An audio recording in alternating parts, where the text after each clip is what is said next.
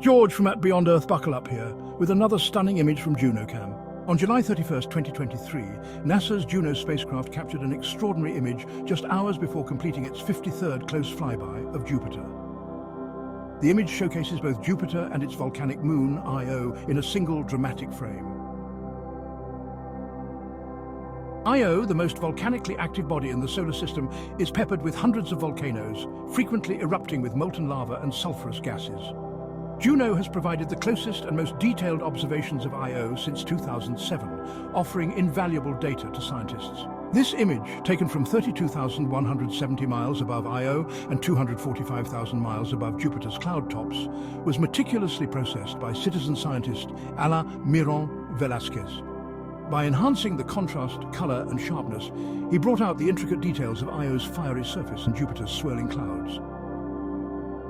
For more captivating Juno discoveries and in-depth explorations, make sure to like, comment, and subscribe to our channel at Beyond Earth Buckle Up. Remember to take care of one another and always keep looking up.